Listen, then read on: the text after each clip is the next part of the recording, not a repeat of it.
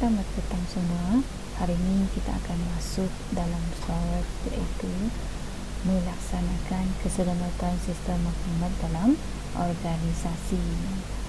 Sebelum itu kita akan masuk dalam bagaimana cara kita untuk belajar tentang prosedur kawalan keselamatan sistem maklumat. Apakah itu prosedur? Cara yang lazim untuk membuat sesuatu urusan, aturan atau cara bekerja atau melakukan sesuatu atau melaksanakan tugasnya dengan urutan yang betul. Maksudnya kita perlu melaksanakan sesuatu kerja ini mesti berpandukan aturan yang telah ataupun urusan itu perlu dilaksanakan dengan urutan yang betul. Maknanya kita kena ikut panduan yang telah dibuat oleh organisasi ataupun syarikat tersebut. Dalam melaksanakan sesuatu tugas, sangat penting untuk kita tahu bahawa keselamatan fizikal pun perlu diambil titik berat, terutama dalam perlindungan keselamatan sistem maklumat. Antaranya adalah melindungi maklumat daripada sebarang bentuk pencerobohan dan ancaman. Kawasan larangan lokasi ICT ditaklifkan sebagai kawasan yang dihadkan. Maknanya sesiapa pun tidak boleh masuk ke dalam kawasan tersebut kerana di dalamnya mengandungi aset ataupun dokumen dan data yang boleh yang tersimpan di dalam organisasi tersebut. Maknanya orang luar tidak boleh mengetahuinya. Keselamatan digital, antara kaedah digital yang boleh digunakan untuk keselamatan rangkaian adalah kita pakai firewall, iaitu sistem yang direka bentuk untuk menghalang capaian pengguna yang tidak berkenaan.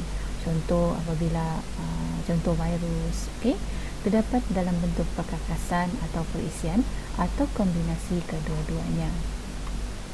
Encryption ataupun enkripsi atau penyulitan, iaitu proses enkripsi data oleh pengirim supaya tidak dipahami oleh orang lain kecuali penerima yang sah. Maknanya apabila kita menghantar satu maklumat ataupun dokumen, kita akan hantar kepada seseorang penerima dengan membuat penyulitan dokumen tersebut. Iaitu kita letakkan satu password. Jadi apabila password itu penerima sahaja yang boleh tahu. Kriptografi ialah kaedah untuk menukarkan data dan maklumat biasa, iaitu piawaian format kepada format yang tidak boleh dipahami bagi melindungi penghantaran data dan maklumat. Bentuk ancaman terhadap keselamatan maklumat di dalam komputer ada beberapa. Antaranya adalah gangguan perkhidmatan ataupun maklumat tidak dapat diberikan.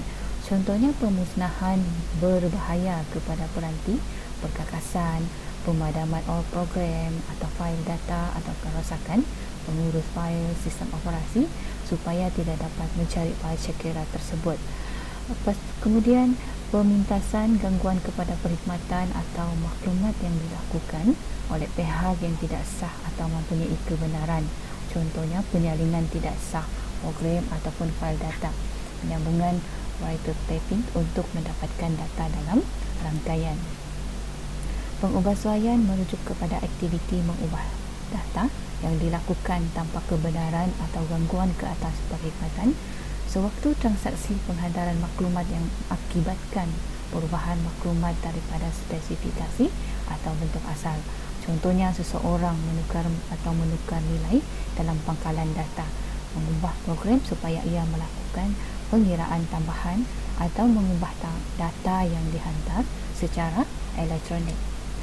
Fabrication merujuk kepada keadaan iaitu objek, maklumat atau aktiviti tambahan dihasilkan oleh penggodam bagi mengubah kandungan asal maklumat atau perkhidmatan sedia ada. Contohnya penyusup intruder boleh memasukkan transaksi palsu ke sistem komunikasi rangkaian atau menambah rekod ke pangkalan data sedia ada. Ancaman-ancaman yang lain terdapat pada rangkaian komputer, kita boleh lihat di dalam ini, iaitu cacing ataupun kita kenali sebagai worm, aplikasi atau cara secara bersendirian yang menyebar dalam rangkaian. Ianya direka bentuk untuk menyalin dirinya daripada satu komputer kepada komputer lain dibantu oleh manusia. Atas rangkaian, contohnya menggunakan email, dan tidak perlu bantuan manusia untuk merebaknya. Okey. Virus direka bentuk untuk menyebar atau menyalin dirinya ke dalam atau cara lain. Okay. Ini pula memerlukan bantuan manusia sepenuhnya untuk merebak daripada satu komputer ke komputer lain, seperti menyalin fail daripada suatu disket atau memancu kilat USB. Tujuannya adalah untuk menjejaskan komputer dengan merosakkan atau cara menghapuskan fail atau memformat semula cekera keras. Trojan berfungsi dan sembunyi dalam perisian untuk menyalin atau memusnahkan fail dalam host. Trojan adalah fail yang kelihatan tidak berbahaya sehingga dilaksanakan. Slide seterusnya, jenayah komputer. Jenayah komputer sukar dibuktikan atau dikesan disebabkan kehilangan data atau penyalinan data berlaku secara maya dan tidak dapat dibuktikan secara fizikal. Contohnya di sini kita merujuk kepada penyalahgunaan peralatan komputer bagi merosakkan, mencuri atau mengubah data dalam komputer bagi tujuan yang tertentu. Contoh jenayah komputer kita boleh lihat iaitu penipuan komputer yang dilakukan dengan mengubah rekod komputer, menghasil dan menyebarkan virus komputer, phishing iaitu menyamar sebagai laman website dan seterusnya memujuk mangsa mengklik tautan melalui email yang seterusnya akan membawa bersama maklumat sulit pengguna. Spamming iaitu menghantar iklan yang tidak dikehendaki secara berlebihan ke dalam akaun email mangsa, memasuki atau mengubah program atau data tanpa kebenaran pencerobohan. Contoh gambar rajah di slide ini adalah contoh teknik phishing. Di situ di mana kita nampak dalam contoh kepala email yang diperolehi PHP script merekodkan email yang dihantar menggunakan PHP mailer. Browser list spacing merupakan teknik yang digunakan untuk menyelesaikan phishing pada mangsa yang tertentu. Di sini kita akan lihat sekiranya ID mangsa tersenarai, mangsa akan dapat melihat laman phishing tersebut melalui pelayar sesawang. Jika mangsa memasukkan maklumat peribadi perbankan ke laman phishing tersebut, maklumat peribadi tersebut akan dihantar kepada penjenayah phishing. Jika tidak, pelayar sesawang mangsa akan dialihkan kepada laman 44 page not found atau 43 for guidance secara automatik. Contoh kita boleh lihat dalam raja satu ni, contoh email phishing, URL and my bank to you. Jadi kena berhati-hati apabila sesiapa yang mendapat info sebegini, jika tidak dikenali jangan layan. Okey. Kemudian langkah-langkah keselamatan yang kita boleh ikuti yang telah disarankan oleh Cyber Security Malaysia adalah memastikan kata laluan. Jangan beri kepada orang lain, kita hafal. Kemudian berhati-hati dalam memberikan maklumat peribadi. Kemudian pengguna berhak untuk bertanyakan mengapa dan bagaimana maklumat yang diberi akan digunakan. Kecurian data. Kemudian jangan membuka email ataupun fail atau pautan laman web daripada pihak yang tidak dikenali atau dicurigai isi kandungannya. Memastikan lampiran email adalah daripada sumber yang dipercayai, menggunakan antivirus, anti-spyware dengan program firewall yang disokong dengan baik oleh pembekalnya, dan bagi pengguna yang memiliki akaun perbankan dalam talian, disarankan memeriksa akaun bank dengan kerap. Tujuannya adalah untuk memastikan tiada pengeluaran palsu dijalankan. Semasa melawat laman web perbankan dalam talian, periksa sama ada tarikh dan masa sepadan dengan tarikh dan masa bagi pendaftaran masa terakhir. Pengguna-pengguna internet yang terlibat atau menjadi mangsa jenayah cyber bolehlah melaporkan kes-kes tersebut kepada agensi-agensi dan kementerian-kementerian yang berkaitan. Risiko dan impak perniagaan berkaitan dengan keselamatan rangkaian komputer. So kita akan nampak beberapa risiko yang dihadapi. Bagi setiap pekerja-pekerja ataupun kaki tangan yang apabila kita bekerja, di sini peraturan untuk pekerja-pekerja perlulah diikuti, terutama prosedur-prosedur dalam penggunaan keselamatan komputer. Contohnya peraturan menggunakan komputer, iaitu peraturan yang telah menggariskan bahawa seseorang kaki tangan tidak dibenarkan membocorkan rahsia syarikat, menghadkan penggunaan komputer pada kaki tangan berdaftar sahaja. Kemudian undang-undang perlu diadakan bagi memastikan setiap pengguna mematuhi sesuatu perkara. Antara Antara kaedah yang perlu dipatuhi oleh pekerja dalam sesebuah organisasi ialah tidak mendedahkan maklumat sulit organisasi di media sosial, tidak menghantar apa-apa jua maklumat sulit sama ada melalui gambar, video dan sebagainya kepada orang luar, menggunakan internal mail untuk menjaga kerahsiaan maklumat organisasi. Cara-cara untuk melindungi komputer dari ancaman virus dan memastikan jangka hayat komputer tahan lebih lama adalah pasangkan firewall pada komputer, kemaskini perisian antivirus, pastikan teknologi anti-spyware yang terkini. Di dalam gambar saja adalah salah satu contoh penghalang ataupun router, iaitu berfungsi untuk membawa data daripada satu rangkaian kepada rangkaian yang lain. Iaitu sebagai sebuah suis yang menentukan antara dua atau lebih rangkaian untuk memindahkan data. Okay. Kawalan akses data, kita masuk dalam kawalan akses data, iaitu kerahsiaan maklumat yang dihantar melalui rangkaian komputer harus dijaga kerahsiaannya sehingga tidak dapat diketahui oleh pihak yang tidak berhak ke atas maklumat tersebut. Pengsahihan mengenal pasti pihak-pihak yang sedang melakukan komunikasi melalui rangkaian. Pihak yang berkomunikasi melalui rangkaian harus dapat memastikan bahawa pihak lain yang diundang berkomunikasi adalah benar-benar pihak yang dikehendaki. Jadi kita kena sahkan dulu orang itu adalah orang yang betul untuk kita berkomunikasi ataupun tidak. Itu adalah sangat penting. Pengesahan pengirim sesuatu mesej yang mengesahkan identiti pengguna yang akan mencapai sumber-sumber yang terdapat dalam komunikasi data. Pengesahan boleh dilakukan dengan menggunakan kata-kata password, kata laluan password, bentuk keselamatan yang sering digunakan. Ia diperlukan oleh hos komputer ataupun peranti tertentu untuk mengesahkan identiti sebelum memasuki sesuatu sistem. Macam contohnya kita bila mendapat kita mendapat mesej daripada kita pergi Shopee, ataupun di Shopee itu dia akan hantar satu mesej sama ada kita mendapat adakah kita ni orang yang benar betul ataupun tidak. Jadi satu password akan dihantar kepada kita. Pengesahan kuasa capaian, biasanya setiap pengguna diberikan satu akaun pada sistem maklumat yang digunakan untuk mencapai data yang tersimpan dalam sistem tersebut. Setiap kali akaun itu digunakan, pengguna mestilah membekalkan nama pengguna, user dan kata laluan supaya dapat mencapai suatu pemproses perintah, command process.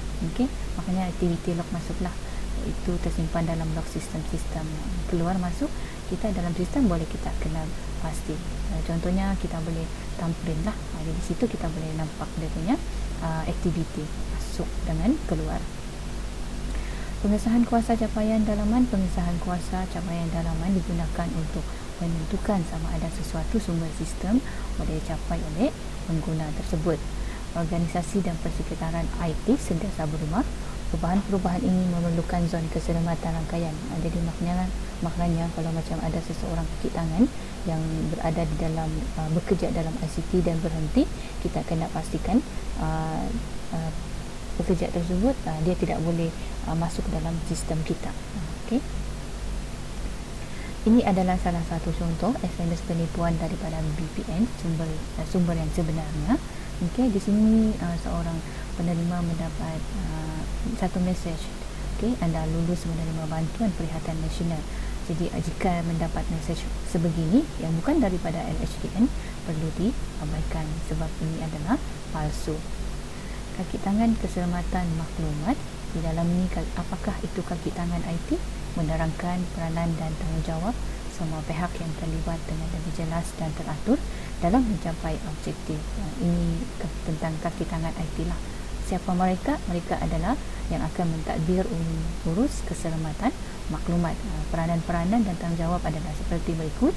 Adalah salah satu memastikan program keselamatan ICT dilaksanakan seperti yang ditetapkan, memastikan semua pengguna memahami peruntukan-peruntukan dalam perniagaan atau organisasi. Biasanya ini adalah peranan dan tanggungjawab bagi ketua pengarah. Kemudian bagi untuk peranan dan tanggungjawab untuk ketua pegawai maklumat, iaitu jawatan ketua pegawai maklumat ini adalah disandang oleh timbalan ketua pengarah. Okey, ini adalah daripada sumber Jabatan Pembangunan Awam, iaitu Dasar Keselamatan ICT.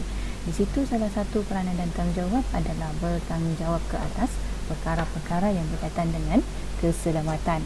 Kemudian menentukan keperluan keselamatan ICT.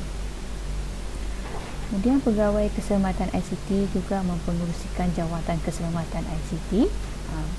Pegawai ini juga adalah pegawai keselamatan disandang oleh pengarah bahagian pembangunan dan pengurusan maklumat strategik. Salah satu tugas adalah mempengerusikan jawatan kuasa keselamatan ICT. Jadi kalau ada mesyuarat, pegawai keselamatan ICT lah yang akan bertanggungjawab untuk membuat perjumpaan dengan ahli-ahli ataupun dengan pasukan. Pasukan bertindak kecemasan ERT untuk pemulihan bencana sistem maklumat. Pastinya di dalam semua organisasi ataupun jabatan ataupun kerajaan ataupun swasta mesti ada emergency response team ERT. Maknanya satu pasukan yang bertindak untuk pemulihan bencana sistem maklumat. Apakah itu pasukan ERT? Pasukan ERT terdiri daripada staf yang berada di dalam organisasi tersebut, dilatih dengan kemahiran dan pengetahuan dalam menghadapi situasi kecemasan. Contoh seperti kebakaran, kecederaan, tumpahan, gegaran, rusuhan dan seumpamanya. Ini adalah contoh carta organisasi pasukan bertindak kecemasan ERT. Pelan pemulihan bencana hendaklah dibangunkan untuk menentukan pendekatan yang menyeluruh diambil bagi kesinambungan perkhidmatan. Maknanya kita rujuk kepada pelan. Apabila sesuatu isu berlaku, kita rujuk kepada pelan. Bagaimana cara kita untuk mengatasi isu-isu tersebut? Pelan ini mestilah diluluskan dan perkara-perkara berikut perlu diberi perhatian, iaitu salah satu, mengenal pasti semua tanggungjawab, melaksanakan prosedur-prosedur kecemasan, mendokumentasikan proses dan prosedur, mengenal pasti peristiwa yang boleh mengakibatkan gangguan terhadap proses peniadaan, mengadakan program latihan kepada semua pekerja, membuat backup dan menguji dan mengemas kini pelan sekurang-kurangnya setahun sekali. Insiden keselamatan berlaku ke atas sistem maklumat dan komunikasi atau ancaman kemungkinan berlaku kejadian tersebut. Insiden pelanggaran keselamatan boleh berlaku seperti maklumat didapati hilang, digunakan tanpa kebenaran, iaitu kata laluan, mekanisme kawalan sistem akses hilang, berlaku kejadian sistem yang luar biasa dan berlaku percubaan menceroboh. Statistik 2016 keselamatan cyber dan tindak balas serta pemilihan bencana kita lihat di sini ada dicatatkan. Kita boleh masuk dalam laman web www.malaysia.government dan my. Di sini kita boleh lihat sebanyak pencerobohan komputer. Kita boleh lihat dari bulan Januari sampai Disember 168, dan di sini adalah beberapa kategori insiden dan bilangan sekali. Jadi kita lihatlah isu-isu ataupun insiden yang berlaku dalam tahun 2016. Dasar keselamatan ICT, iaitu dasar keselamatan ICT diwujudkan untuk melindungi. Ini adalah kenapa kita perlu wujudkan dasar ini, adalah untuk melindungi aset ICT daripada kehilangan, kemusnahan, pencerobohan dan penyalahgunaan maklumat bagi menjamin kesinambungan perkhidmatan risda kepada pengguna. Ini adalah contoh ringkasan proses kerja pelaporan insiden keselamatan ICT Jabatan Perkhidmatan Awam. Jadi kita boleh lihatlah mereka ada satu proses kerja. Apabila berlaku insiden tersebut, kita ada laluan kerja, ke mana, pergi ke mana. Okey, salah satu contoh insiden dikesan, apakah insiden tersebut. Kemudian daftar maklumat insiden, jalankan kajian siasatan awal, menentukan jenis insiden, kemudian maklumkan kepada pihak NAC, SA ataupun bahagian. Okey sekali, kita boleh terima laporan dan ambil tindakan. Contoh boleh lihat di akhir sekali, iaitu menyediakan laporan, tutup kes. Jadi kita boleh lihatlah carta alert tersebut. Kemudian piawaian antarabangsa yang berkaitan dengan sistem maklumat. Di dalam ni kita boleh lihat boleh masuk dalam Cyber City Malaysia. Ialah sebuah agensi keselamatan cyber kebangsaan di bawah bidang kuasa Kementerian Komunikasi dan Multimedia. Jadi kita boleh masuk dari situ. Salah satu tanggungjawab Cyber City Malaysia juga adalah membangunkan pelbagai program latihan kompetensi dan latihan keupayaan dan platform perkongsian pengetahuan untuk